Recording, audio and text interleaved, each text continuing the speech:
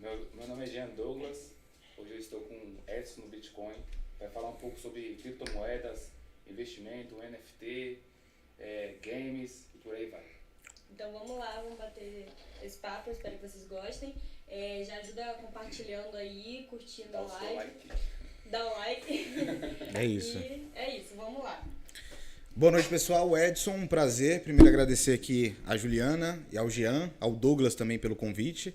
E hoje estou aqui para bater um papo com vocês sobre o mercado cripto, né? Dar um bate-papo introdutório, explicar para vocês um pouquinho sobre esse segmento que tem crescido bastante nos últimos anos e falar um pouquinho de tudo, né? Game NFT, vamos falar sobre tokenização, vamos falar sobre DeFi, vamos falar um pouquinho sobre tudo. Então você que está aí já vai aproveitando, vai mandando sua pergunta e no decorrer da live a gente vai estar falando aqui para vocês, tá? Pois bem, eu acho que eu posso começar falando um pouquinho, pessoal, quem que é o Edson, o que o Edson faz, Como você conheceu né? o Bitcoin, essas coisas. Show de bola, vamos lá. Eu conheci o Bitcoin em 2013, né? Foi quando eu estava cursando Ciências da Computação na faculdade, e aí eu tive esse primeiro contato com o Bitcoin, né? Em 2013 o mercado era muito pequeno, muita pouca coisa, existiam apenas 3 corretoras aqui no Brasil, e aí eu conheci o Bitcoin. E aí a gente estava até falando aqui nos bastidores um pouco disso, né? E em 2013, 2014, logo no início do mercado cripto aqui, era muito mais a ideologia da tecnologia, o que ela proporcionava, né? Então assim, em 2013 o Bitcoin estava custando R$500, R$600, né?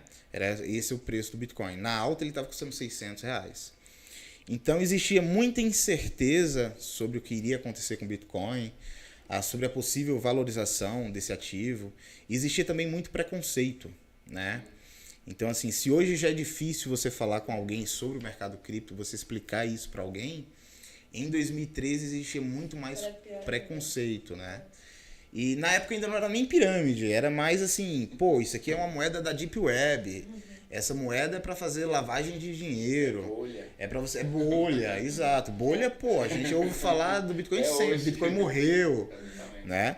Mas lá em 2013, quando eu conheci o Bitcoin e fui estudar a respeito disso, eu entendi que a grande revolução do Bitcoin era o seu conceito como um todo, né? Principalmente a questão dele ser imutável, auditável e descentralizado, né? São as 3 principais características do Bitcoin e da tecnologia blockchain e as criptos de uma forma geral. Então, quando eu tive esse acesso a esse tipo de informação e entendi o que realmente era o Bitcoin, eu me apaixonei por esse segmento, né? Na época eu estava cursando ciência da computação, eu larguei a faculdade e fui empreender dentro desse segmento. Na época eu estava morando em Aracaju, a capital de Sergipe, e aí montei a minha primeira startup, que foi a Hexbit. A Hexbit, ela surgiu com a ideia de se tornar mais um exchange. Tínhamos apenas 3 no mercado brasileiro. Hoje a gente tem aqui mais de 20 corretoras. Temos grandes corretoras a nível internacional que vieram para o Brasil. A gente tem a Binance, a gente tem a Bitso e diversas outras corretoras que inclusive estão vindo para o Brasil, estão iniciando as operações aqui, porque esse mercado cresceu tanto que agora os big players, né, estão de olho no mercado nacional. E lá em 2013, com essa startup que eu fiz, né, a gente ia se tornar mais uma exchange. Só que aí a gente chegou, depois de uma pesquisa de mercado, à seguinte conclusão: o mercado era muito pequeno, ia ser mais uma empresa para disputar essa pequena fatia do bolo. Certo. Então a gente acabou pivotando essa startup, né? A gente deixou de ser uma exchange e a gente se tornou a primeira empresa do mundo especializada na área de criptomoedas e blockchain. Então a ideia era aumentar esse bolo, fazer que não fosse mais uma pequena fatia, e sim grandes fatias de bolo, e depois a gente iria partilhar esse bolo com os demais, né? Então a Hexbit surgiu com o intuito de popularizar e levar o que era o Bitcoin, como que ele funcionava, para um maior número de pessoas. Então a gente viajou por todo o Brasil, dando entrevistas, palestras, cursos para as mais diversas entidades. Então a gente fez palestras para faculdades públicas, particulares, núcleos libertários. A gente teve no Mercado Livre, por exemplo, né? Foi o primeiro acesso do Mercado Livre, que hoje já aceita cripto, já tem lá dentro do Mercado Pago o Bitcoin, mas o primeiro contato que ele teve foi lá atrás, em 2014, por intermédio nosso, SESI, Senai e diversas outras entidades. A gente buscava divulgar e difundir o uso das criptomoedas. E não como um ativo de valorização, um ativo de investimento, e sim como uma tecnologia que soluciona vários problemas. A gente né? estava conversando, né, no começo, Sim. mais que é a ideologia do Bitcoin, não... Exato, hoje exato. O pessoal, vou ficar rico. Exato. Então, assim, quando eu conheci o Bitcoin, sinceramente, nem eu, nem nenhum outro colega imaginava, por exemplo, que o Bitcoin, em um curto espaço de tempo como foi, chegaria a 370 mil reais. Né? Então, era muito a ideologia mesmo. Então, você conseguir fazer uma remessa para qualquer lugar do mundo, você transferir para qualquer lugar do mundo, em qualquer horário, sem a limitação do expediente bancário, sem você depender do banco que funciona de segunda a sexta até 5 horas da tarde. E sem discriminação. Então, independente de quem seja, independente de onde ele esteja, a gente consegue fazer isso. Né? Então, assim, imagine, você quer contribuir com uma ação de caridade que está acontecendo lá na África do Sul. E, você quer contribuir ali com 100 reais. Não é muito, mas é o que você pode ali naquele momento. Se você for usar o sistema tradicional, você não consegue fazer isso. Sim, exatamente. Por quê? Primeiro que 100 reais é um valor baixo. Então, para você fazer uma remessa internacional, você tem que fazer um valor mais alto. E, além disso, tem várias taxas envolvidas nessa operação. Exatamente. Então, você vai mandar 100 reais, vai chegar, o equivalente a 50 reais do outro lado. Né? E com o Bitcoin a gente soluciona isso. Né? E, principalmente, sem a necessidade de um intermediador, de um terceiro. Né? Então, acho que nesse bate-papo a gente pode explorar bastante também a questão do que é o Bitcoin, como que ele funciona, qual o propósito dele, o que ele vai fazer. Explicar até para as pessoas que não entendem muito, né, e querem aprender sobre isso. Exato. Então, assim, hoje tem muita gente que tem investido no mercado cripto, mas não entende a fundo o porquê. Eles veem o Bitcoin única e exclusivamente como um ativo de investimento. Eu vou colocar aqui 10 mil, eu vou receber ali 20 mil, 100 mil. Tem gente que acha que vai colocar 10 mil reais e vai tirar 1 milhão daqui a alguns meses. Né? Mas o Bitcoin não é única e exclusivamente um ativo de investimento, ele é muito mais que isso. E justamente todas essas outras características que fazem com que o Bitcoin, no decorrer dos anos, ganhe valor. Né? Então, assim, eu acho que a gente pode começar falando um pouquinho a respeito da estruturação do Bitcoin. Né? Acho que melhor, a gente pode chegar ao ponto que a gente estava até conversando nos bastidores aqui, de quem criou o Bitcoin. Exatamente. Né? Então, assim, hoje existem diversas teorias a respeito de quem criou o Bitcoin, né? Mas como que foi essa história? Em 2008, após a crise financeira mundial que a gente teve, alguém que se autodenominou Satoshi Nakamoto publicou num fórum da internet um documento, um white paper, falando a respeito do Bitcoin, como que ele seria, como que ele iria funcionar, e todas as características do Bitcoin que a gente tem hoje. E aí, em 2009, depois dessa publicação, o pessoal foi desenvolvendo essa tecnologia, foi fazendo o desenvolver mesmo, o código lá. O pessoal foi a comunidade, né? O Satoshi Nakamoto, ele falou a respeito disso e o pessoal a comunidade começou a contribuir para o desenvolvimento do que hoje é o Bitcoin. Então, em 2009, o Bitcoin começou a funcionar, né? O primeiro bloco, os primeiros bitcoins foram emitidos. E aí, muita gente hoje pergunta, mas quem foi o criador do Bitcoin? Ninguém sabe, né? Isso é uma incógnita hoje. O que a gente sabe? Que ele se autodenominou Satoshi Nakamoto. Quem que é o Satoshi Nakamoto? Ninguém sabe. Não sabe se é um grupo de empresários, se é uma pessoa. Não sabe. Existem diversas teorias. Tem gente que acha... Não sabe. Então, assim, tem diversas teorias. Tem gente que acha que foi um grupo de pessoas e não uma única pessoa. Tem quem acha que o Satoshi já morreu. Né? Tem gente que se autodenomina o Satoshi e fala, não, cara, o Satoshi Nakamoto sou eu. Mas nunca conseguiu comprovar isso. Né? Então, existem diversas teorias, mas nada comprovado. Ninguém sabe quem foi o criador do Bitcoin. Né? E isso, como eu estava comentando aqui em off, eu acredito que realmente, mesmo que ele esteja vivo, é um desejo dele não tornar isso público, porque um dos preceitos, uma das bases do Bitcoin é que ele é descentralizado, tanto na questão da rede, do protocolo, que não está num servidor central, e sim em diversos servidores espalhados em todo o mundo.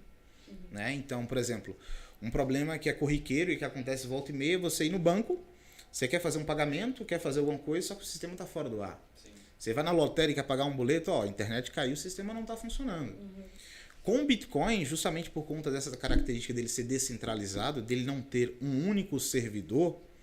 Que são os bancos, no caso, Itaú, Bradesco. Exato, por exemplo, o Itaú, o Bradesco, ele tem big servidores gigantes, mas que são centralizados. Então, se houver uma invasão naquele servidor, se houver uma falha naquele servidor, se, sei lá, o data center onde está esse servidor pegar fogo ou alguma coisa nesse sentido acontecer, vai parar. O sistema para. O Bitcoin não. O Bitcoin, justamente por essa questão de descentralização, todos os servidores do Bitcoin, vamos dizer assim, que são máquinas que estão interligadas, se a gente tem uma aqui agora e eu desligo essa máquina, a rede do Bitcoin ela continua a funcionar. Porque tem diversos computadores. Porque tem outro computador no Paraguai, tem outro computador nos Estados Unidos, tem outro computador no interior da Bahia e assim vai. Está tudo espalhado. Mineradores, pra quem... Que são os mineradores, exato. São os validadores de blocos, né? Então, o que acontece? O Bitcoin tem essa característica e outra questão que é descentralizada é que não existe, apesar de termos o nome de quem que é o criador, esse criador não tem influência sobre o Bitcoin. Então, aqui no Brasil, por exemplo, a gente tem um banco central que é quem toma conta do nosso dinheiro. Faz a impressão de moeda fiat, tenta controlar a inflação e diversas outras coisas. Então, todas as decisões em relação ao real, basicamente é o Banco Central que toma. Em relação ao Bitcoin, não existe ninguém que tome uma decisão ou uma iniciativa em relação ao Bitcoin. O protocolo do Bitcoin foi definido, aquelas são as regras e é aquilo. Não tem quem faça mudar. Então, assim, eu costumo falar, pode vir o presidente, pode vir o Papa, pode vir qualquer pessoa, seja ela uma pessoa, uma instituição ou um governo, ela não tem controle sobre o Bitcoin. Ela não consegue parar as transações do Bitcoin. O mais que ela consegue fazer é limitar em alguns aspectos, mas o Bitcoin em si não. É imparável, né? Justamente por essa característica da descentralização. Então, acredito eu que foi uma escolha do Satoshi se manter anônimo. Se ele estiver vivo hoje, ele está super feliz, está adorando a revolução que ele criou, só que ele não se expõe publicamente como eu sou o Satoshi Nakamoto, criador do Bitcoin. Eu acredito também que seja isso que as pessoas estejam investindo. Sim. A pessoa anônima. Exato. Foi uma decisão muito inteligente. A liberdade financeira. Isso. O governo não tem... Exato, conta, exato, exato. Então, justamente por conta dessa característica descentralizada, ninguém consegue, por exemplo, a justiça não consegue confiscar os seus bitcoins. Ninguém consegue confiscar seus bitcoins. Ninguém tem como saber quantos bitcoins você tem. A não ser que esteja na corretora, né? A não ser que esteja na corretora, exato. E a gente vai chegar nesse ponto, né? O Bitcoin, hoje é utilizado bastante as corretoras para compra e venda de Bitcoin, só que a sua criação, o seu conceito não é para utilizar um intermediador. Então, o que o Bitcoin ele soluciona é a necessidade de você confiar em terceiros. Né? Isso veio logo depois da crise financeira mundial, em 2008. Então, o Satoshi ele queria ter um dinheiro, vamos dizer assim, que não dependesse de terceiros, né? Então, por exemplo, hoje se eu precisar fazer para a Juliana uma transferência, um Pix de R$100, eu estou confiando no meu banco, que eu tenho aquele dinheiro, e quando eu faço essa transferência, eu confio no meu banco que ele debitou da minha conta e creditou na sua. E eu dependo desse terceiro, que é o banco. Sim. Né? Então, eu dependo desse terceiro para fazer esse tipo de transação. Com o Bitcoin, eu deixo de ter a necessidade de um intermediador. Que seria o banco. Exato. Então, eu me torno meu próprio banco. Então, eu faço a custódia do meu dinheiro, eu faço a gestão do meu dinheiro, eu que controlo o envio do meu dinheiro, sem a necessidade de um terceiro. Sim. Isso, como é algo muito novo, né, realmente traz uma certa apreensão para os investidores no mercado tradicional, porque eles estão acostumados sempre com alguém ao lado dele, Segurança, né? Exato, a instituição do lado dele. Cara, perdi minha senha, liga para o banco. O banco resolve, ele te dá uma nova senha. Perdi o meu cartão, ele emite uma nova via. É preciso fazer um estorno, ele vai buscar um meio de fazer um estorno. Sim. No Bitcoin você é o seu banco, então você assume tudo isso. Os seus riscos. Exato. Então, por exemplo, no Bitcoin, se você perder a sua senha, que seriam suas palavras-chave, você perdeu a sua senha. Não tem a quem você reclamar. Não tem a quem você buscar. Não vai ter um telefone para você ligar e falar, cara, Satoshi, eu perdi a minha senha, cara, recupera para mim. Não tem. E isso traz diversas vantagens, que foi como a gente estava falando, né? Então, não existe limitação. Independente de quem seja ou onde esteja, ela consegue ter uma carteira de Bitcoin e consegue transacionar esses valores. E além disso, a gente tira uma carga muito grande que a gente tem com os bancos. Então vamos pegar, por exemplo, o Banco do Bradesco da vida. O Bradesco, ele tem centenas, se não milhares de agências espalhadas pelo Brasil, por exemplo. E milhares de funcionários. Então, tudo isso tem custo. A conta tem que fechar. E como é que a conta fecha? Cobrando ao usuário, cobrando ao cliente taxas das mais diversas. Do cartão de crédito. Cartão de crédito, abertura de conta, manutenção de conta, empréstimo, enfim, e uma infinidade de taxas. Melhorou muito com a abertura dos bancos digitais. Melhorou bastante. Mas mesmo assim existem essas taxas, né? E com o Bitcoin, como ele não precisa dessa estrutura gigantesca que um banco tradicional tem, ele não precisa dessas taxas altíssimas, né? Então é muito mais barato para você transacionar, né, criptomoedas, criptoativos, porque as taxas são ínfimas.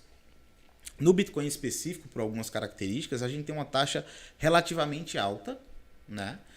Mas que isso se diz muito ao número de transações que estão sendo feitas na rede, que tem crescido bastante.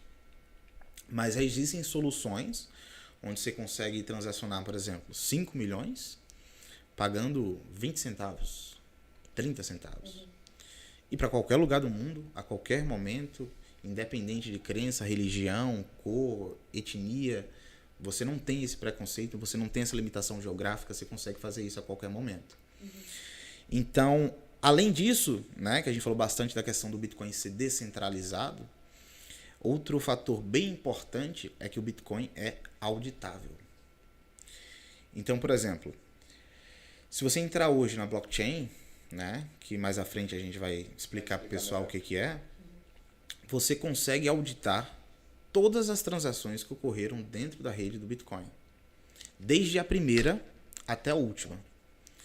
Então é como se a gente tivesse um livro contábil, público, auditável e imutável. Qualquer pessoa pode entrar lá e ver de onde foi, para onde foi, quanto que foi e quando foi. Todas essas informações são públicas, estão lá, né? Tem muita gente que me pergunta também, é até bom esclarecer aqui, o Bitcoin é anônimo? Tem muita gente que acredita que o Bitcoin é anônimo. Só que o Bitcoin não é anônimo, ele é pseudo-anônimo. Por quê? Por exemplo, eu e o Jean aqui, eu acabei de fazer uma transferência para o Jean de um Bitcoin. Certo. Essa transação, ela vai estar publicamente dentro desse livro contábil que eu falei, que se chama blockchain. Sim. Qualquer pessoa vai conseguir ver lá de onde foi, para onde foi, quando foi e quanto que foi. Então vai ver lá que não o Edson, mas lá no livro contábil vai ter uma hash, uma sequência, Carteira, né? a minha carteira, o endereço da minha carteira, que é uma sequência de letras e números. Certo. E aquilo ali, o meu endereço, a minha representação dentro dessa blockchain é esse endereço. E a sua representação é um outro endereço.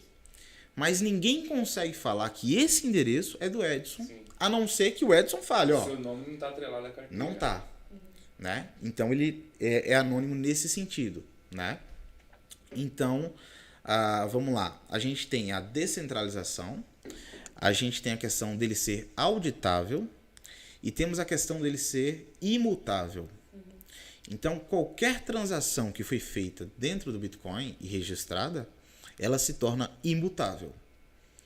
Faça chuva, faça sol, pode o juiz determinar para mudar, pode o juiz pedir cashback, estorno, o que for, não vai ser alterado. Uma vez que aquela transação ocorreu, acabou. Então, por exemplo, tem muita gente que faz até um golpe comum, um lojista sofre muito com isso, que é o cara chega lá, ó, quero te comprar esse celular aqui. Tá, deixa eu passar aqui no cartão. Ele vai e passa o cartão. Quando o cara chega em casa, ele liga para a operadora do cartão e fala, ó, apareceu uma compra aqui, não fui eu. A operadora do cartão simplesmente vai estornar aquela operação. Ela não vai falar com o lojista. Ela vai estornar a operação. Então, o lojista, principalmente, sofre muito com isso. E com Bitcoin, não existe estorno. Não tem como você desfazer uma operação que você fez. Se eu mandei um Bitcoin para o Jean, acabou. O Bitcoin deixou de ser meu e passa a ser do Jean. Quanto tempo demora em torno de uma transação do Bitcoin? É Cara, dar o valor? A transação em si, para você fazer uma transação, ela é muito rápida. Assim, questão de segundos. O Jean me passou o endereço dele, eu copiei aqui, colei na minha carteira, coloquei o valor e cliquei em enviar. Enviou. É tão rápido quando você mandar um e-mail. Correto. Né? É tão rápido quanto. O que demora um pouquinho mais é a validação dessa transação. Entendi. No Bitcoin, cada bloco, né, que mais à frente, quando a gente falar de blockchain, eu vou desmistificar isso aqui, pessoal, ele demora em média 10 minutos. Né? Então, assim, para você... Algumas empresas consideram já que a rede do Bitcoin é tão segura que você não precisa de um grande número de validações, de verificações. Então, tem corretoras, por exemplo, que você fez uma transação para ela lá. Com uma confirmação, ela já libera seu saldo, ou seja, com 10 minutos. E o Bitcoin não é a única criptomoeda, existem diversas outras. Existem criptomoedas que têm essa taxa de confirmação, esse tempo de confirmação muito mais rápido. Tem criptomoedas que não têm taxa de transação. Tem outras que têm. Algumas demoram mais, outras demoram menos. Existem quantas no mercado, Edson, para o pessoal saber? Criptomoedas? Cara, são mais de 8.000 criptomoedas e muito mais disso de tokens. Né? E assim, se você tivesse que indicar agora, por exemplo, 3 criptomoedas. 3 Tá. não, 3 além do Bitcoin e do Ethereum. Quais você indicaria assim pro pessoal? Tá, eu sou um cara que sou muito conservador. Muito conservador. Então, mesmo você pedindo para falar, ó, indica 3 fora o Bitcoin e o Ethereum. Eu iria falar pra pessoa, ó, Bitcoin, Ethereum, principalmente esses dois, porque são projetos que estão no mercado há bastante tempo. Já passou pelo teste do tempo e a validação do tempo. E são projetos sólidos, né? E propósitos diferentes. O Bitcoin, ele tem a característica de ser o mais seguro. Sua rede é a mais segura. O Ethereum, ele permite integrações, por exemplo, que no Bitcoin não é possível. Não nativamente. Né? Então, por exemplo, se eu quiser fazer um smart contract, um contrato inteligente, eu, diretamente no Bitcoin, eu tenho algumas limitações. Só que na rede do Ethereum, eu tenho essa liberdade. Ela foi feita com essa ideia de você desenvolver smart contracts, tokens e tudo mais. Então, em relação a qual cripto, eu recomendaria Bitcoin, Ethereum, principalmente. Se você está iniciando agora, se limita ao Bitcoin e ao Ethereum. Né? E tem a Decred, que é um projeto bem legal, bem legal. A Decred, ela é uma DAO, né? Ela tem toda a sua administração descentralizada. Então, como que todas as tomadas de decisões são feitas ali? Quando se tem uma empresa, você chega pro presidente da empresa, cara, eu quero pintar essa logo aqui para rosa. Ele vai falar, tá bom, pinta. Aí você pinta a logo, você muda a logo. E como que a gente faz isso quando a gente tem uma comunidade? Uma comunidade grande e ninguém é chefe, ninguém é dono, ninguém manda. Tem que ser democrático. Tem que ser democrático. E aí a Decred veio com uma pegada 100% democrática. Então, como que acontece? Todas as tomadas de decisões em relação a Decred, como que vai ser gasto verba com marketing, quem que vai ser contratado, qual projeto vai ser desenvolvido, quais eventos a Decred vai participar. Tudo isso é feito a partir de um consenso. Então temos lá os stakeholders, que são as pessoas que têm Decred. Essas pessoas têm, ou seja, a comunidade, a pessoa que detém Decred, ela participa dessas votações. Qualquer pessoa pode chegar lá e publicar, eu quero desenvolver esse projeto aqui, utilizando a Decred. Para isso eu vou precisar de $100 mil. E o projeto que eu vou desenvolver é esse daqui. E aí explana, diz exatamente o que quer fazer, como que quer fazer. E a comunidade recebe isso. E aí, por meio do consenso, a comunidade, as pessoas que detêm a Decred, ela vai tomar a decisão se aquilo é interessante ou não. E quem melhor do que a própria comunidade, dos investidores da comunidade, tomarem essa decisão? Então, por meio do consenso, essas medidas são tomadas, esses valores, esses projetos são aprovados ou não, né? Então desculpa. Não, vontade. Então, quem tem esse Decred. Isso, Decred. Quem tem pode votar, né? Pode fazer essa escolha democrática, né? Exato. E você tem, assim, ideia de quantas pessoas seriam, mais ou menos? Na comunidade Decred atualmente, e são milhares de stakeholders. É uma comunidade muito grande. Inclusive, no Brasil, a Decred foi uma das maiores comunidades de altcoins aqui no Brasil, né? Sempre presente nos eventos, nos principais eventos, palestras e tudo mais. Inclusive, a comunidade brasileira foi uma das maiores da Decred, né? É um projeto que ele tem bastante inovação, né? Por exemplo, a gente vai falar de mineração, a Decred tem um sistema de mineração híbrido, né? Quando a gente vai falando lá, vocês vão entender um pouquinho mais sobre isso. Então, ela não trabalha só no Proof of Work, que é você ter aquela máquina ali ligada na tomada, validando as redes.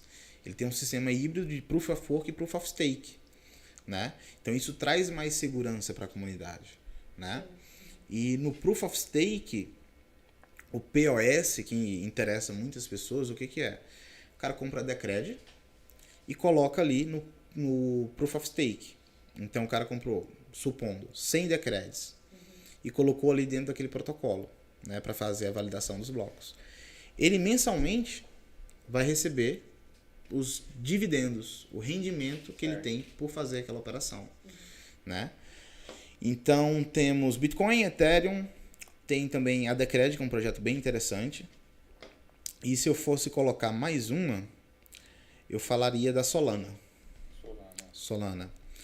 Porque a Solana, ela vem com um pouco do propósito do Ethereum, de permitir o desenvolvimento de smart contracts e tokens, e games DeFi, e esse tipo de coisa.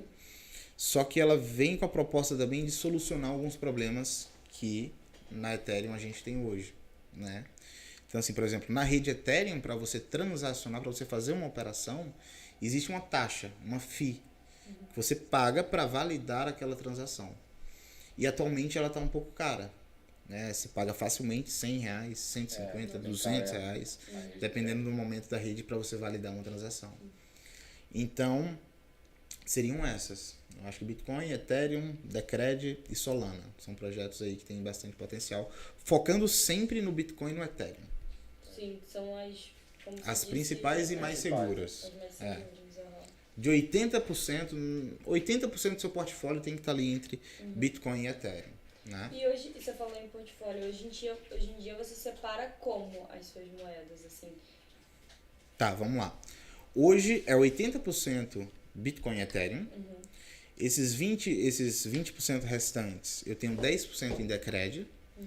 E esses outros 10% eu vou diversificando em algumas pouquíssimas altcoins, né?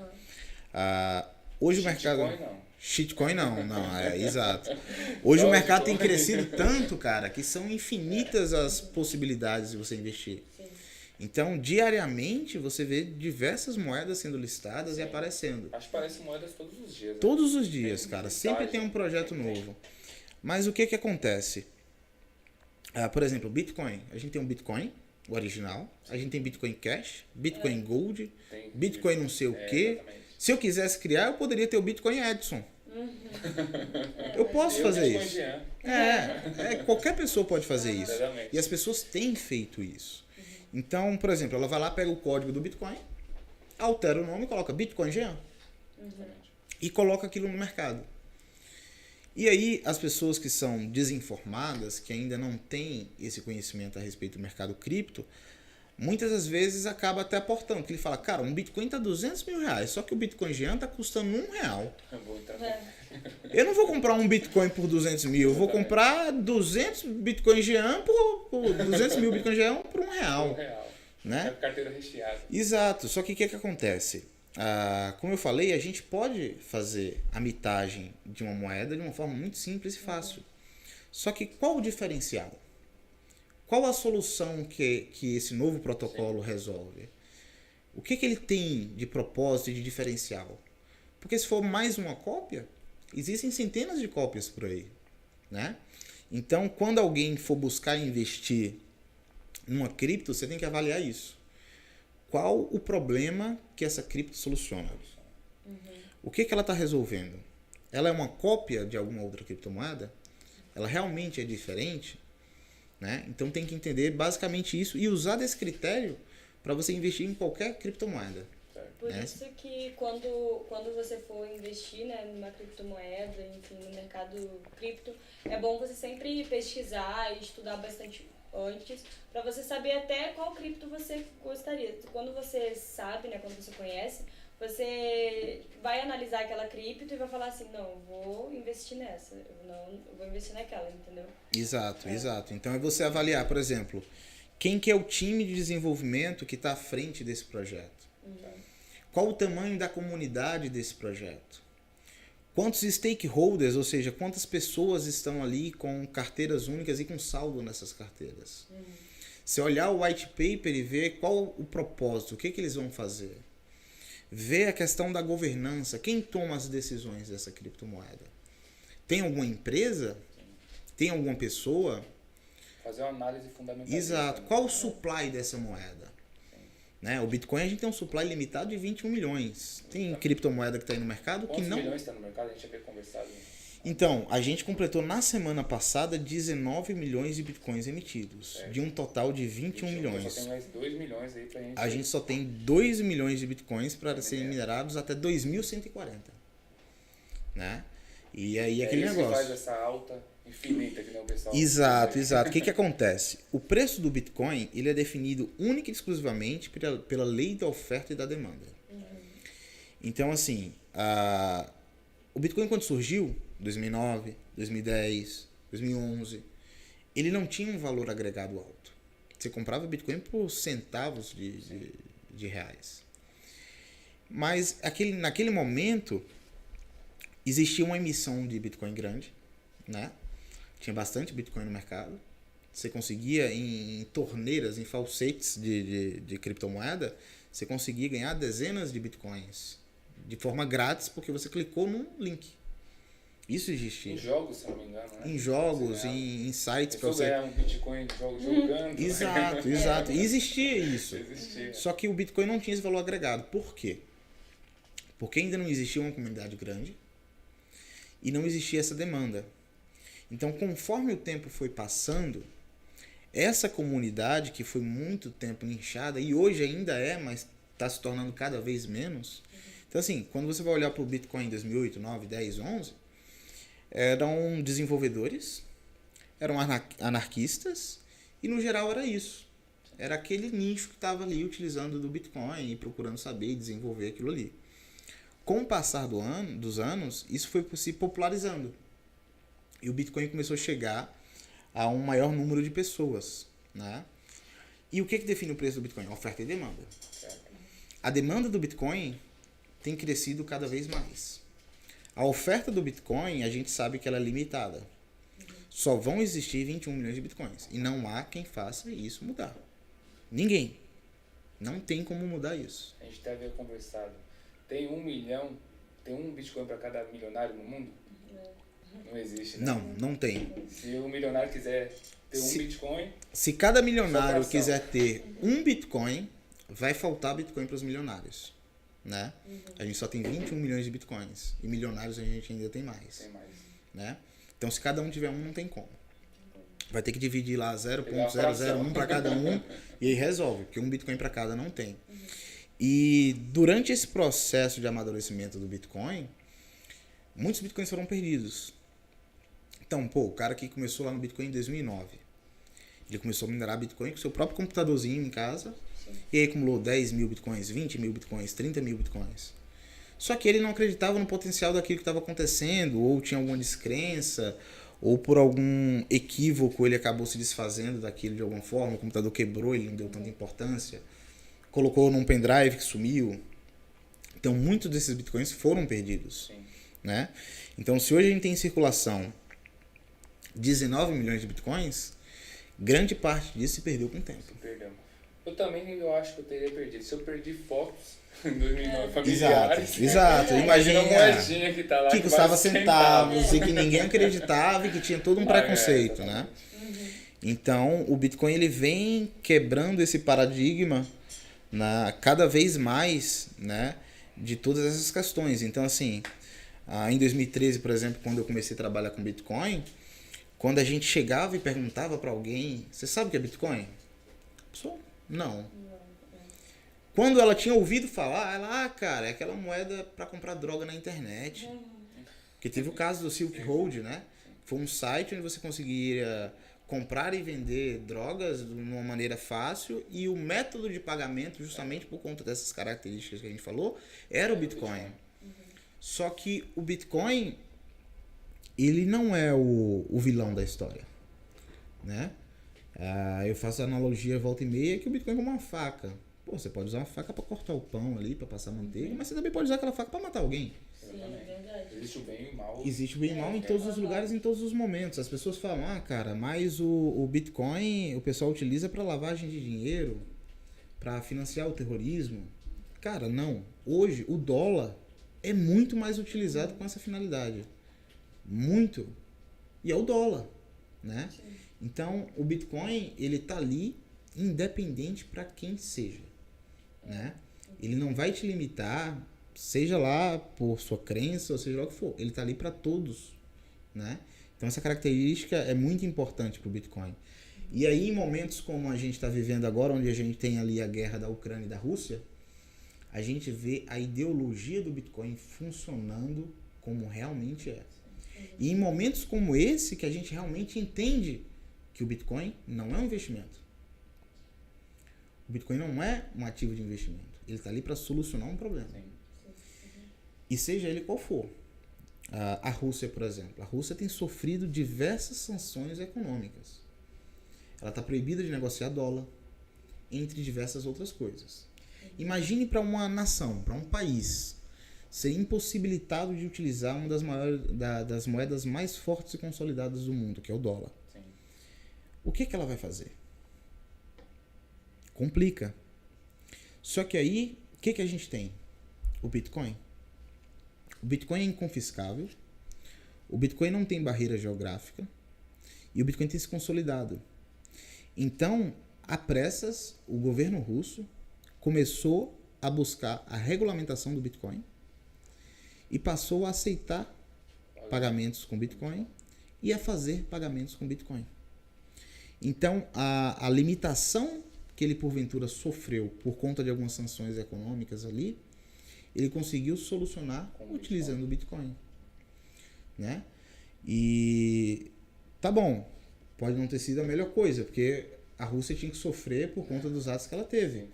Mas da mesma forma que isso aconteceu com a Rússia, que está errada no meu ponto de vista, poderia ter acontecido com alguém que estava na razão e que estava certo. E por algum fator, seja ele qual for... Exato. Falta de internet, falta de... Pronto, aí a gente pode falar, por exemplo, da Venezuela. A gente tem na Venezuela um país que teve mais de 1 milhão % de inflação ao ano. E o que isso significa, Edson? Significa assim, você vai numa padaria, sei lá, você vai comprar um frango cru para você fazer em casa. Você não vai contar cédulas aqui, ó, 100, 200, 300. Você vai pesar cédulas. Você vai levar um saco de dinheiro e quando você for pagar para o comerciante, você não vai contar, você vai pesar. Você pega um maço de dinheiro, coloca na balança, você pega outro maço de dinheiro e coloca na balança. Então, na Venezuela, por exemplo, quando você tem que confiar o seu dinheiro, que acaba... Dinheiro nada mais é do que tempo. A gente acaba dando o nosso tempo para conseguir dinheiro. E quando você deixa o seu tempo, a sua vida ali à mercê de decisões de um terceiro, de um governo, de uma instituição, você pode sofrer coisas como essa. Sim. Então, lá na Venezuela, que teve essa inflação gigantesca, os venezuelanos começaram a buscar nas criptomoedas essa segurança, principalmente no Bitcoin, né? Então, muitos deles passaram a transformar o seu capital para Bitcoin, né? Trazendo essa segurança. E aí os comerciantes, as lojas, as pessoas passaram a aceitar o Bitcoin como forma de pagamento. E isso tem se tornado uma tendência global. A gente já tem diversos países aí que estão aceitando o Bitcoin como moeda corrente, como moeda local. Por exemplo, de El Salvador. A gente já tem alguns países na Europa, né, que já estão aceitando o Bitcoin como moeda corrente local. Então você chega lá, independente de onde você for, você pode pagar com Bitcoin.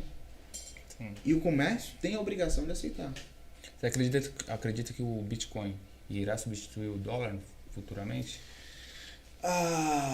Isso pode acontecer, mas em um futuro muito distante. Eu acho que o que deve acontecer é que novas soluções baseadas no conhecimento e na experiência que houveram com as criptomoedas como Bitcoin e Ethereum, elas devem surgir, né? Devem se aprimorar. Em algum momento a gente vai ter sim. Né? Inclusive hoje a gente já tem a chamada stablecoins. O que são stablecoins? São criptomoedas, são tokens que eles estão lastreados em moeda fiat. Moeda fiat, aqui no Brasil, por exemplo, é o nosso real. Nos Estados Unidos, o dólar. Na Europa, o euro. Então, vamos lá. Temos o USDT, que é o dólar digital. Então, o USDT, a cada USDT que existe em token, teoricamente deveria ter um real em banco ou em custódia com essa empresa que emitiu esse token. Então, a gente já tem ali, por exemplo, o dólar digital, o euro digital. Aqui no Brasil temos o real digital. Inclusive aqui no Brasil, o Banco Central, no decorrer desse ano, vai estar lançando o real digital. Então não vai ser uma stablecoin emitida por uma empresa privada. Vai ser o próprio Brasil, o governo, emitindo a criptomoeda lastreada em real, o real digital. Utilizando da tecnologia dos bitcoins. Então a gente vem vendo um amadurecimento muito grande do mercado como um todo, né? Como a gente estava falando aqui no início, quando eu iniciei nesse mercado, existiam 3 exchanges, 3 corretoras. O preço de um Bitcoin hoje, R$200 mil, comprava todos os Bitcoins que existiam naquela época. Com R$200 mil em 2013, você comprava todos os Bitcoins de todas as corretoras que existiam. Né? Então, conforme o tempo está passando, isso está se amadurecendo e mudando a visão, tanto das pessoas, quanto das instituições, quanto dos bancos, inclusive. Tem uma frase que eu sempre falo, é o seguinte: o Bitcoin vai fazer com o dinheiro o mesmo que o e-mail fez com a carta. Né? Isso eu falo desde 2013. Né?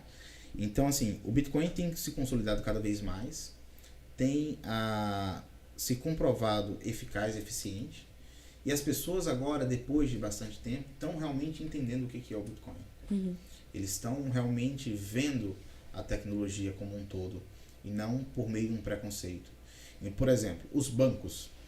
A gente tem aqui no Brasil o Itaú. O Itaú, desde que eu comecei a trabalhar no mercado cripto, ele limita as pessoas que trabalham com Bitcoin. Então, assim, você é uma corretora e abriu conta no Itaú, ele não quer, vai fechar sua conta. Você é cliente do Itaú e comprou de uma corretora, ele vai fechar sua conta. Caramba. E o Itaú, inclusive, já foi muito, muito longe. Tem um colega meu, inclusive, eu estava assistindo uma entrevista dele, o João Canhada, que foi fundador da Foxbit. O avô dele, que recebia aposentadoria, única e exclusivamente só aposentadoria, teve sua conta encerrada porque ele era o avô do Canhada, que era um dono de uma corretora da Louco. Foxbit. Caraca. Caramba. Então, eles fazem o que podem para dificultar, Sim. mas principalmente porque eles têm medo. E a gente tem medo do que a gente não entende. Né? Mas os bancos não estão aderindo ao Bitcoin? Então, é aquele negócio, é um caminho sem volta. Sim. Eles fizeram de tudo para dificultar e para inviabilizar isso. Porque o Bitcoin nada mais que é do que você tirar a necessidade de um banco. Só que o banco está ali, ele quer ganhar dinheiro, ele não quer deixar de existir. Então ele fez tudo que podia para dificultar isso e para inviabilizar isso. Só que não tem o que fazer, é o livre mercado. Tudo continuou. E aí agora a gente chegou num nível onde os bancos começam Aderir Bitcoin. a aderir ao Bitcoin. A falar, ó, tem um Bitcoin aqui para vender. Então a gente tem, por exemplo, hoje aqui no Brasil, os ETFs de Bitcoin. Ou seja, você consegue, dentro da Bolsa de Valores, dentro da B3, você consegue comprar Bitcoin. Sim. Então, os bancos agora começam a divulgar esses ETFs de Bitcoin dentro das suas instituições. O Itaú, que inclusive limitou bastante as empresas, os P2Ps, que trabalham no segmento cripto de utilizarem a conta dele, hoje ainda limitam, ainda inviabilizam que as pessoas utilizem o Itaú, mas está lá como ETF, vendendo e divulgando isso. Sim. Né? Tem inclusive processo no CAD por como que se fala? Me fugiu a palavra aqui agora. Me fugiu a palavra, mas é uma competição injusta, né? Porque o Itaú vai lá e te limita.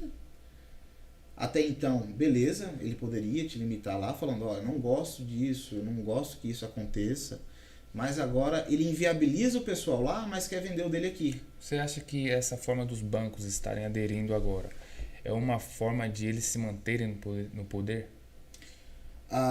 Sim, também. Também, né? Também. Porque agora eles têm a maior parte desse patrimônio. Exato. E de qualquer forma, você comprar Bitcoin na Bolsa de Valores, você comprar o Bitcoin utilizando um Inter da vida, por exemplo, que você também consegue acessar os ETFs, não é a mesma coisa de você comprar o Bitcoin. Sim. Ali você está comprando um papel que representa algum Bitcoin que está em algum lugar. Então você novamente está indo contra, inclusive, o conceito do Bitcoin. Que é você não ter necessidade de terceiros. Então, quem realmente acredita no Bitcoin não vai lá na Bolsa de Valores comprar Bitcoin. Compram. Ele compra o Bitcoin e guarda sobre a sua custódia. Né? E isso é muito importante falar que o Bitcoin só é seu quando está em sua custódia. A gente tem aí diversas empresas, diversas exchanges que sumiram com o dinheiro do pessoal. Sim. Então... A corretora não é seu, é da corretora. É da corretora. Se o Bitcoin não está na sua carteira, está na carteira da corretora, aquele dinheiro é seu só na teoria. Na prática é da corretora. Se ela resolver fechar, se ela for hackeada ou qualquer coisa acontecer, cara, não tem para quem reclamar.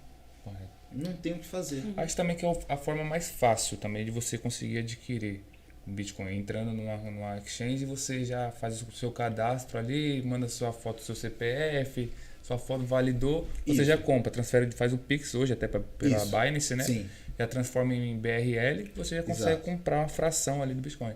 Eu acho que para a pessoa conseguir entender o que é uma carteira, como que eu vou fazer a transferência, já é um processo um pouco mais, que um grau de dificuldade maior. Sim, então, sim. demanda um pouco mais de tempo. Sim. No geral, é como a gente estava falando, né? O pessoal, principalmente num segmento novo, no mercado novo, ela busca ter algum tipo de segurança. Ou seja, minha transação deu errada, com quem que eu vou falar? Sim.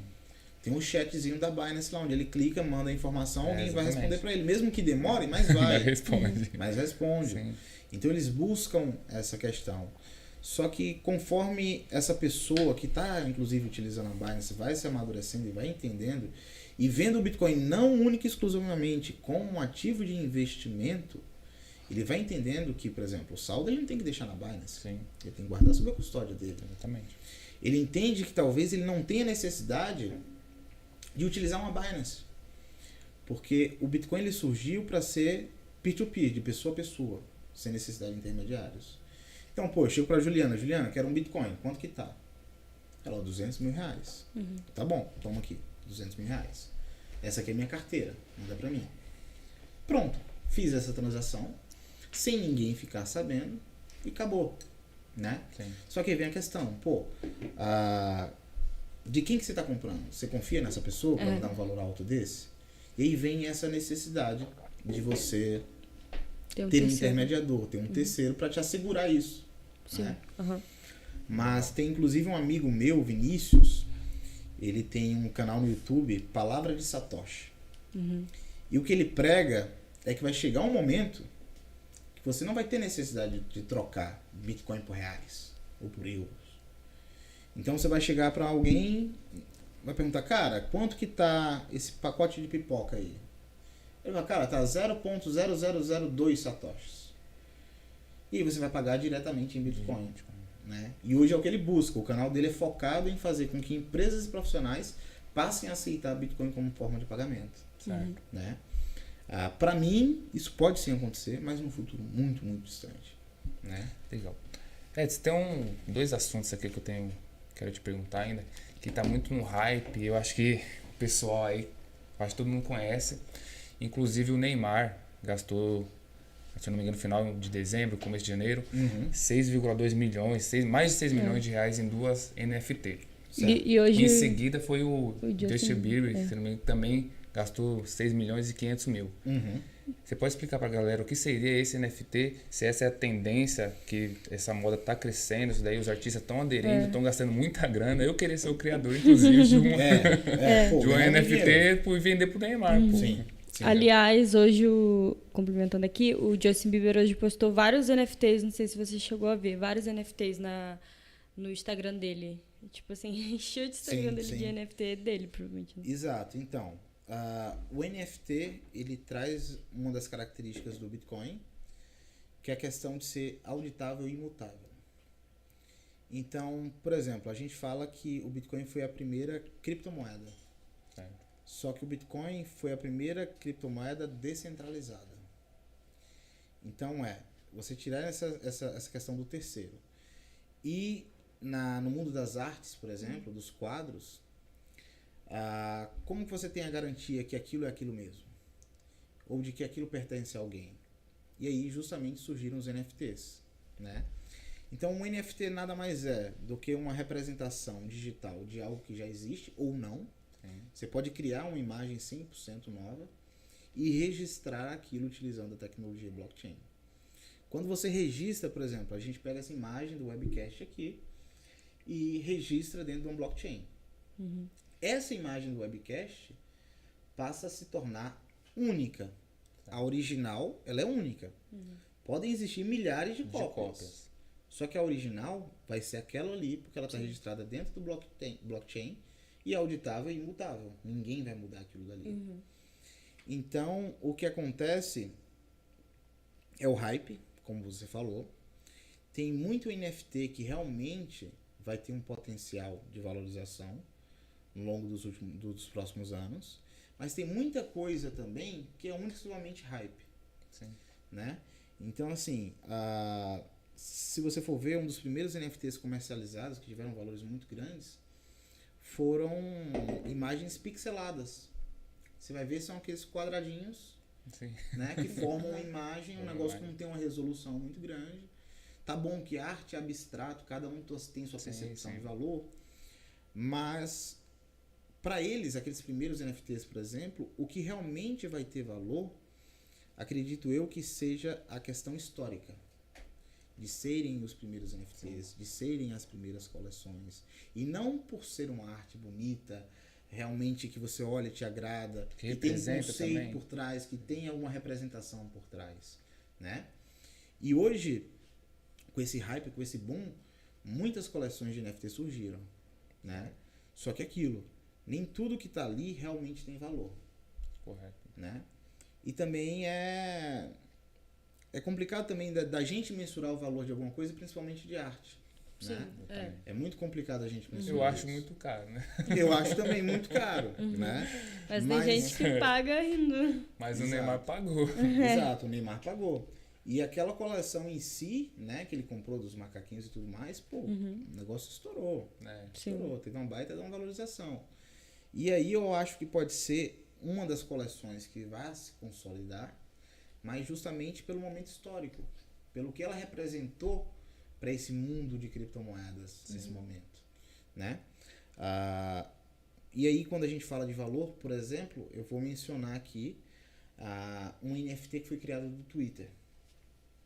O fundador do Twitter mintou. O que é mintar? É você pegar aquela imagem e registrar ela dentro da blockchain. Ele pegou um print do primeiro post que aconteceu dentro do Twitter. Sim, eu vi isso. Ele tirou aquele print e mintou, colocou aquilo dentro da blockchain. Certo.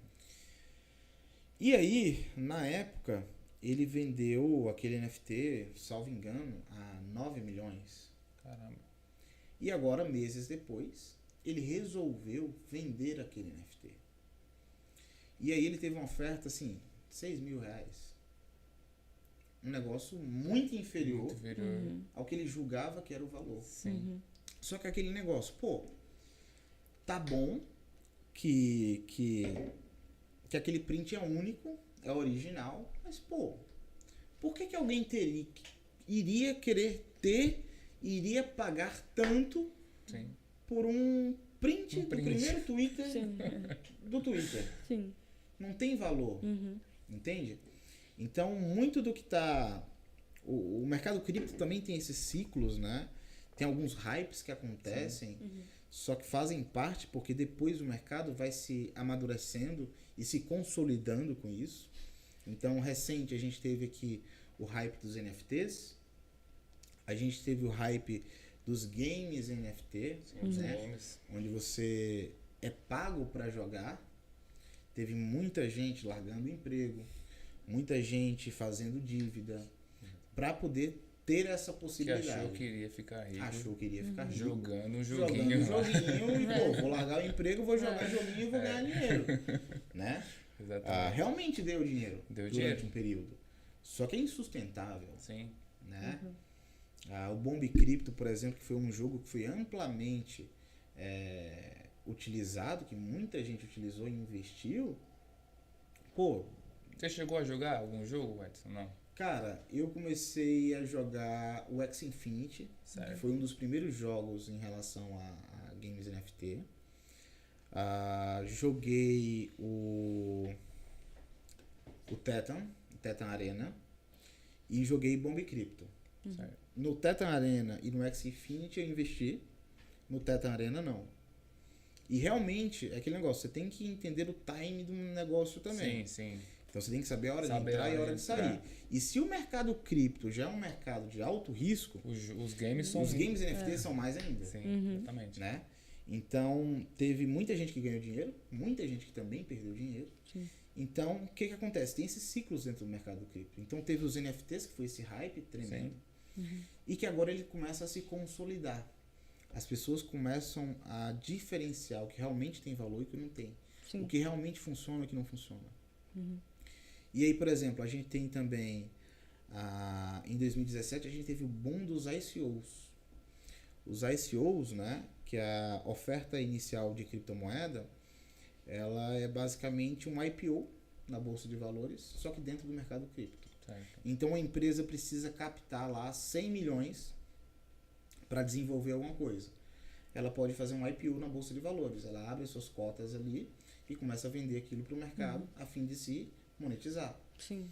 No mercado cripto surgiu uma solução que se chamava os ICOs, onde você oferecia criptomoedas para alguém que iria pagar por aquilo, para financiar o seu projeto e você desenvolver aquilo. Então em 2017, cara, centenas, milhares de projetos surgiram com esse conceito. E as pessoas aportavam, colocavam dinheiro. Só que depois, só depois, elas foram entender que não é qualquer projeto que vai ser feito, não é qualquer projeto que vai ser desenvolvido. Ali dentro tinha gente que unicamente queria captar aquele dinheiro e ir embora. Que na teoria conseguiria fazer aquilo, mas na prática não. Então muitas pessoas perderam dinheiro e aí pronto, o mercado entendeu e aprendeu que os ICOs, a possibilidade de você fazer um ICO, né? Pô, imagina, tem uma empresa pequena que ela precisa se monetizar. Ela não consegue entrar na bolsa de valores para fazer uma captação. Exatamente. Ela não consegue captar investidores internacionais de qualquer lugar do mundo. Ela se limita bastante. Só que com os ICOs não, né? Ela faz aquela oferta ali, manda e se capitaliza. E aí esses ciclos acontecem, novas ferramentas aparecem, novas soluções aparecem. É aquele alvoroço, né? Porque é tudo muito novo, é tudo muito rápido. Mas com o passar do tempo, as coisas vão se maturando e vão ficando claras realmente o que aquela solução vai resolver, né? Então, em relação aos NFTs, por exemplo, e aos games NFT, tem uma coisa que acontecia bastante, a gente que jogava videogame desde cedo, a gente vê isso acontecendo, né? Inclusive o videomaker aqui, que está ali atrás, ele tem uma skin de CS, né? E assim como o CS, que tem os itens, você consegue pegar uma arma mais rara e tudo mais, existe um comércio disso, né? Que não acontece oficialmente. Não acontece oficialmente, você não entra na plataforma, negocia e tudo mais. Então, por exemplo, na época que eu jogava, tinha um jogo chamado Mu. Certo. Então a gente upava aquele personagem do jogo e tinha quem pagasse por aquele personagem. E hoje também existem vários jogos onde as pessoas compram as contas. Só que quando eu vendo a conta, eu tenho que entregar o login, a senha e o e-mail. Né? Só que com a tecnologia blockchain, eu consigo, por exemplo, transferir o meu personagem para você. Sim. Aquele personagem é meu e está registrado ali, ele deixa de ser minha titularidade e passa a ser sua. Então o mercado vai entendendo realmente quais são as características e a funcionalidade de cada coisa e vai aprimorando isso. Né? E o mercado cripto está crescendo sempre, cara. Sempre tem novidades, sempre tem coisa nova, né? O do game aí, muita gente entrou, muita gente, amigos inclusive me ligaram. Sim. O que você acha? Eu falei, cara, é um hype, pode ser que você ganhe dinheiro, mas também eu entrei, mas eu entrei também leve, então falei assim, isso aqui não é saudável, o mercado não sobrevive assim. Exato. Então, não tem como eu recuperar o dinheiro investido em 7 dias ou 15 dias e isso ser saudável. Alguém vai ter que perder para alguém ganhar. Exatamente. E assim, como você vê o NFT daqui a um tempo? Você acha que ele vai se expandir mais, né? Aumentar mais? Ou você acha que ele vai acabar? Então, eu acho que o NFT tem muito potencial para crescer, mas ele vai deixar de ser algo especulativo, né? Então, assim, existem diversas coleções que acontecem que não tem uma representação, não tem um porquê daquilo fazer. Foi alguém que falou, cara, vou aproveitar isso daqui, tá todo mundo comprando? Deixa eu fazer uma imagem aqui. Pô, fez um desenho, agora eu vou fazer outro parecido com essa, só que eu vou colocar um brinco. Aí botou um brinco. Pronto, agora eu vou botar um boné. Botou o boné. Agora eu vou oferecer pro Neymar. Exato, entendeu? Então, o NFT, ele vai se consolidar, né? Até porque é algo que é eterno, né? Uma obra de arte, ela pode pegar fogo. Sim. Só que quando você faz o registro dela dentro da rede blockchain, cara, pode pegar fogo onde for. Mas o registro vai estar lá. Aquela obra continua sendo sua. Eu não vou me lembrar agora exatamente qual foi o artista, mas o que aconteceu? Tinha um quadro de milhões e milhões de dólares de um artista muito conhecido, não vou lembrar agora quem que era, salvo engano foi o Michelangelo. E eles pegaram o quadro, digitalizaram ele, ou seja, tiraram uma foto e digitalizou aquilo e colocaram fogo na original. Colocaram fogo na original. E a original passa a ser qual? Só que existe digitalmente. Digital. Entende? E sem a necessidade de você ter um baita de um cofre com um controle de temperatura e de umidade, com uma baita de uma segurança, né? Você consegue transferir aquilo ali de forma fácil para qualquer lugar, para qualquer pessoa. Então é um mercado que tem muito a crescer ainda nos próximos anos, né? O mercado de NFT tem bastante potencial. É legal. E Você acha que a gente tá passando pelo inverno cripto? Você acredita que a gente possa sair? Boa. Quanto vamos lá. tempo, assim? O que acontece? O inverno cripto, eu acredito que a gente ainda não está passando por ele. Ele pode sim acontecer, Sim.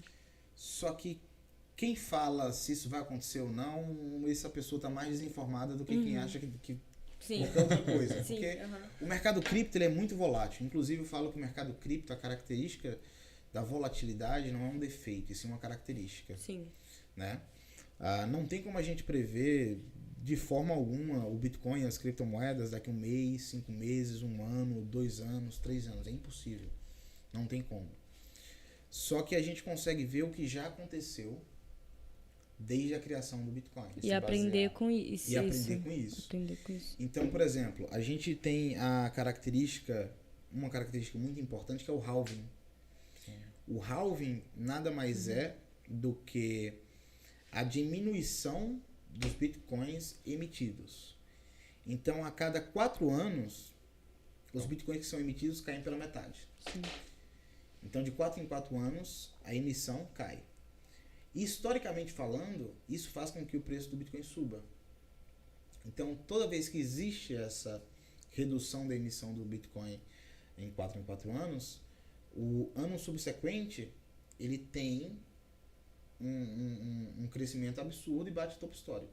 Certo. Então, basicamente é isso. Quantos bitcoins são minerados diariamente hoje? Diariamente eu não vou saber, cara, mas a cada 10 minutos, salvo engano, tá 6,25. 6,25. Então, de 4 em 4 anos ele vai caindo pela metade. E o que define o preço do Bitcoin é a oferta Então, e ano que demanda. vem vai ser a cada 10 minutos 3 bitcoins vai estar no Eu acho que 2000 e... A gente tem 2022, eu acho que é 2024. em 2024 que a gente vai ter o halving do Bitcoin. Salvo engano é isso, mas é bom Então conferir é quem bom tiver o olhando. pessoal começar a acumular de agora. Acumular de agora, é aquele negócio. E assim,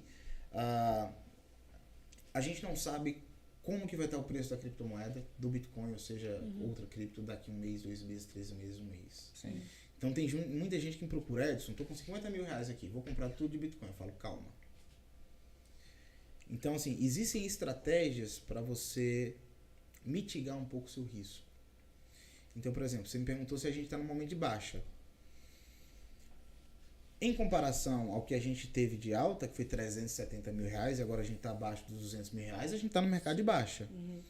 Só que antes disso, o topo histórico do Bitcoin tinha sido 70 mil reais. Então, de 70 mil reais para 190 mil reais, a gente está no mercado de alta. Sim. Então, fica complicado você ponderar. Mas o que é alta e o Depende que é do ponto baixa? de vista, né? Depende do ponto de vista. Depende do de onde momento que você entrou comprou no o mercado, exatamente. né? Pô, 2013 o Bitcoin Você 600 é alta reais. infinita, pô. O É cara alta entrou em infinita. 2013. Pô, o Bitcoin custava 600 reais. Então, tipo assim, pô, bateu 70 mil reais, caiu pra 40? Pô, tá bom. Tá bom. Não tá ruim. Sim. Então, vamos lá. Você vai comprar Bitcoin. Pô, tô aqui com 50 mil reais. 50 não, 5 mil reais. 5 mil reais aqui pra comprar. Você pode sim chegar hoje e comprar tudo agora. Só que se amanhã o preço do Bitcoin cair, pô, você já gastou todo o dinheiro que você tinha reservado pra isso ali atrás. Sim. Então, o que eu falo sempre pro pessoal? Pô, vai começar a investir, não faz um único aporte. Pega o valor que você tem e fraciona isso. Faz preço médio. Então, no primeiro mês, você vai lá e compra. O Bitcoin estava 200 mil reais. No segundo mês, você foi comprar, o Bitcoin estava 190 mil reais. Aí você vai no terceiro mês, o Bitcoin estava 201. E você vai fazendo isso, vai fazendo um preço médio. Sim. Porque o seu risco é menor e você consegue aproveitar um pouquinho de cada parte do mercado. Né? Então, é isso. Não tem como a gente ponderar o que vai acontecer com o mercado, mas a gente consegue ver o que já aconteceu. E o que a gente tem de certeza também é que o Bitcoin a médio e longo prazo sempre valoriza. Porque ele é deflacionário. Ele ganha poder com o passar do tempo. Sim. Ele é limitado, ele é escasso, ele é difícil. Uma analogia que eu sempre costumo fazer com o pessoal é que o Bitcoin é o ouro digital. Correto. Então, por que o ouro tem seu valor? Porque ele é escasso, ele é limitado, difícil de se conseguir. Você tem que, hoje a maior mineradora de ouro, você vai ver, são quilômetros de distância descendo dentro da terra. Sim. E as aplicações. Então, meu celular tem ouro, essa televisão tem ouro. Nas joias tem ouro, diversas aplicações tem. Então existe essa demanda. Para o Bitcoin é a mesma coisa. O Bitcoin é limitado, só vão existir 21 milhões de Bitcoins. Ele é escasso, né? Justamente por conta dessa característica. E ele tem tido cada vez mais demanda. Né? O mercado tem crescido, mais pessoas estão aprendendo, mais pessoas estão comprando. Então isso tem feito com que ele tenha mais valor. Então a médio e longo prazo, o Bitcoin sempre tem se valorizado. Né? Então a gente consegue avaliar o que já aconteceu. E é isso. E sobre o metaverso, assim, o que você acha sobre o metaverso? Se tem também potencial de se expandir ou... O metaverso vai ser o futuro. Inclusive Sim. o Facebook, né? Tá investindo pesado aí. Exato, Se eu não me engano, tem um mercado que eu esqueci o nome, também já tá fazendo algumas demonstrações de como vai Sim, tem funcionar. muita coisa sendo desenvolvida no metaverso. metaverso, né? Você consegue explicar pro pessoal como que vai ser mais ou menos o Tá. metaverso? Vamos lá. O metaverso, o pessoal entender primeiro o que é. Vocês já devem ter visto aquele óculosinho, você coloca no rosto. Sim, a gente tem aqui até. Show de bola. Pô, eu tava mostrando pra um colega nesse final de semana, pra ele mostrando, realmente, Sim. ele ficou doido, jogava. É, porque parece que você tá no lugar, assim, E né? aí passou um do lado, ele bateu na pessoa. E aí o que acontece? Quando você coloca aquele óculos no rosto, você literalmente se transporta pra um outro lugar. Então você olhou pra baixo, você vê o chão embaixo. Você olha pra cima, você vai ver a representação da parte de cima. No seu 360, pra onde você olhar, você tem ali uma representação gráfica ali dentro. Então você consegue se transportar dessa sala, pro espaço, pro fundo do mar. Fazer uma sala de reunião no espaço. Exato. A gente, por exemplo, muito futuramente, não acredito que muito longe, a gente vai poder ter, por exemplo, um Esse podcast. podcast. Eu em casa, você em casa, ela em Sim. casa, a gente colocou o óculos, tem uma câmera ali, uma representação nossa de um avatar ali dentro, e a gente consegue ter uma reunião. Sim, Reuniões exatamente. hoje dentro do metaverso já são comuns. Aqui no Brasil nem tanto. Porque aqui, tudo é mais caro. É, Essa exatamente. tecnologia ainda não se popularizou. Até pra O óculos trazer não é esse tão barato. O óculos, óculos não é tão barato, né? Então tem essas questões. Mas o metaverso, ele possibilita muita coisa ali dentro. Né? Você consegue, por exemplo, você nunca foi no Rio de Janeiro? Você consegue ir no Rio de Janeiro. Sim, Quem não viu a praia? Exato. também. Você coloca o óculos ali e você vai ver como que é o Rio de Janeiro. Você vai conseguir passear pelas ruas, você vai conseguir... Cara, você tá em casa, quer comprar, sei lá, uma roupa. Só que você não tá afim de ir ali na loja. Você vai colocar o seu óculos e aí você vai ver, por exemplo, você vai colocar o seu pé para frente, você vai ver a representação daquele tênis no seu pé. Você vai virar, você vai conseguir ver isso. Você quer dar uma olhada num carro, só que esse carro não tem aqui no Brasil, por exemplo. Ou tá em falta. Você coloca o óculos, você vai ver o carro de fora, dentro, você vai abrir o capô, você vai conseguir fazer essas interações. Então essa tecnologia do metaverso, ela tem muito a crescer ainda, bastante. Mas ainda falta essa popularização. Como é uma tecnologia... É recente, né? A tecnologia em si já existe há algum tempo, mas para chegar na mainstream está chegando agora, principalmente com esse formato de óculos. Né? Então tem tido esse engajamento. O Facebook, por exemplo, que é uma das maiores empresas do mundo, ela mudou o nome da sua holding para Meta, de metaverso. Então eles estão investindo muito nesse segmento. E diversas outras empresas também, desenvolvendo tanto soluções para estarem dentro do metaverso, quanto próprios metaversos. Legal. Né? O Justin Bieber, que você falou aí, que comprou o NFT, ele já fez o seu primeiro show dentro do NFT. Né? Loucura, né? Exato. A gente tem aqui um artista no Brasil que, assim, a top 10 do Spotify, eu comentei com vocês em off, mas não posso falar isso aqui publicamente, mas que vai lançar o seu show dentro do metaverso. É aquele negócio, não existe muita adesão ainda. Não vão ter milhares e milhares de pessoas pagando para estar ali dentro, como acontece corriqueiramente em qualquer show dele.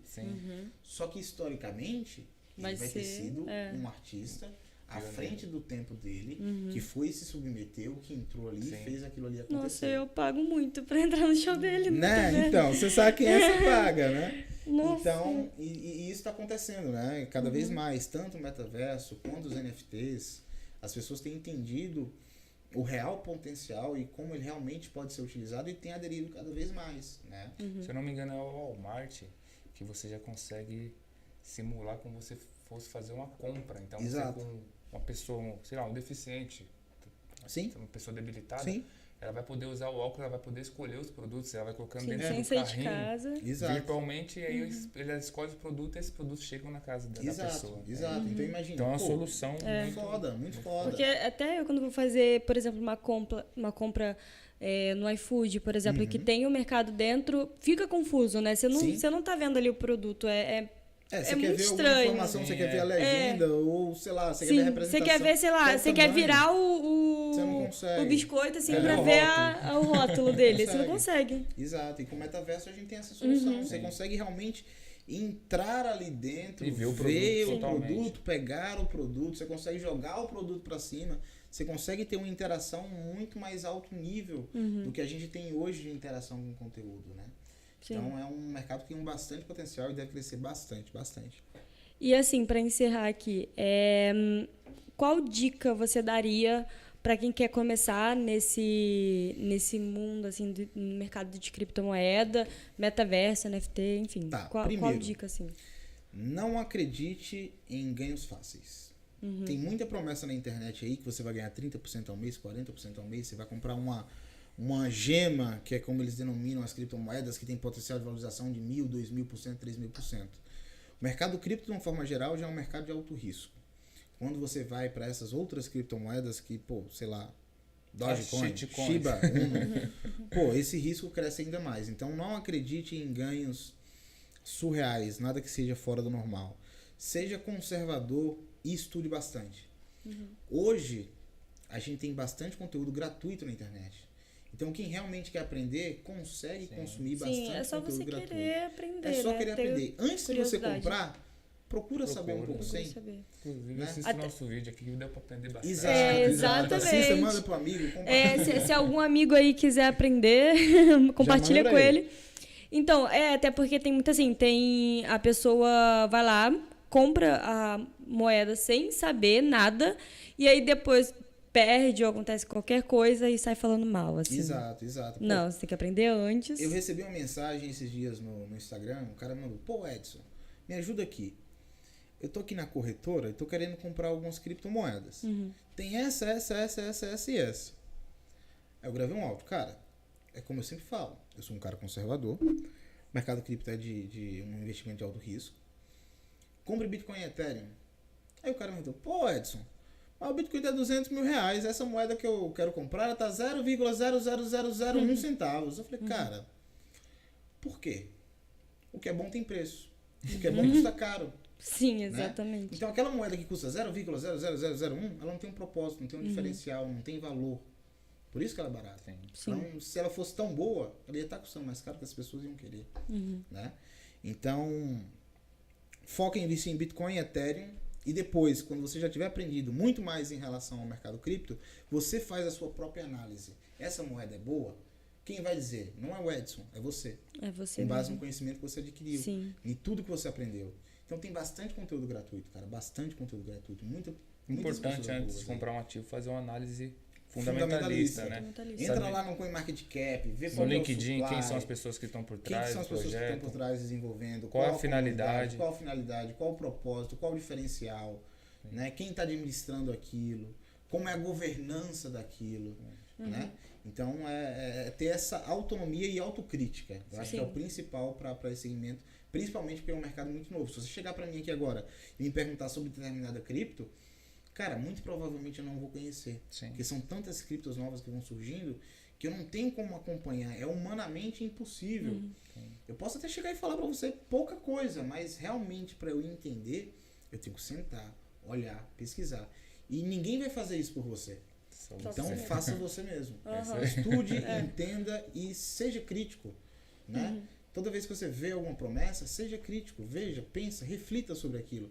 E não acredite em dinheiro fácil, porque realmente não tem. Não Tem. A existe. médio e longo prazo, o Bitcoin vale super a pena. Agora não existe segredo, não existe milagre, não existe fórmula mágica. É Legal. isso. É isso. Então é isso, gente. Eu espero que vocês tenham gostado da nossa live de hoje, né? Compartilha com seus amigos, né? Que eles vão aprender muito, você, aliás. Temos Instagram, @webcast com 3T no final. Também tem TikTok, @webcast com 2T no final. E o canal de cortes vai sair vídeo amanhã, vai sair cortes dessa live amanhã. Então, se você quiser pegar o resumo, vai estar lá. Então é isso. Muito obrigada, Edson, por vir aqui hoje. Pessoal, obrigadão. Eu que agradeço o convite. Jean, Juliana, Douglas, que está lá nos assistindo. Obrigado pelo convite.